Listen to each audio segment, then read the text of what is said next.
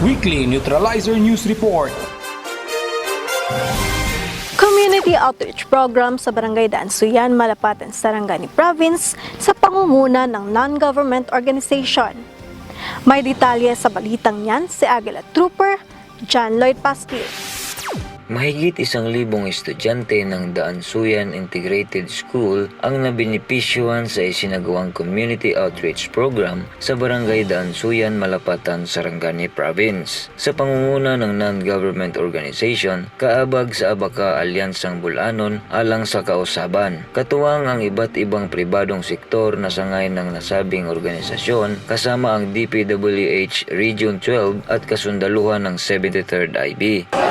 So every year, during the opening of classes, ginakandak naman siya para maghatag ng mga assistance sa mga Naipamahagi sa mga estudyante ang mga school bags with school supplies na magagamit nila sa kanilang pag-aaral, kasabay din nito ang pamamahagi ng nasa 1,000 pares na mga tsinelas. Nagkaroon din ng feeding program para sa mga mag-aaral, gayon din ang pamamahagi ng medical supplies para sa eskwelahan na siyang magagamit ng mga estudyante sa oras na magkaroon ng mga di inaasahang disgrasya, habang ang kasundaluhan ng 73rd IB ay nagsagawa naman ng libreng gupit bilang parte ng nasabing aktibidad. Nagpaabot naman ng pasalamat ang ilan sa mga magulang ng mga estudyante na nakabenepisyo sa nasabing programa. Po dahil si Marilyn Pablo, taga Daansuyan, nagapasalamat po ko sa mga 73rd nga naghahata og mga suporta sa mga estudyante.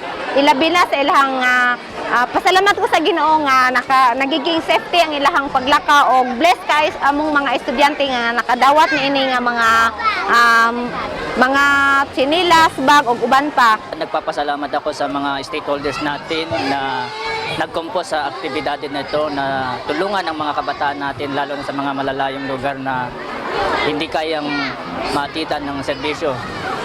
Ang kasundaluhan ng 73rd IB ay nagbigay ng konting tulong like libreng gupit.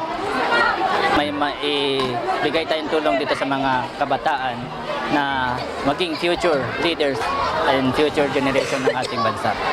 Kabataan ang pag-asa ng bayan, kaya mainam lamang na suportahan sila sa pag-abot ng kanilang mga pangarap. Mula dito sa Barangay Daansuyan, Malapatan, Sarangani Province, Aguila Trooper John Lloyd Pasquil para sa Neutralizer News Report. Weekly Neutralizer News Report.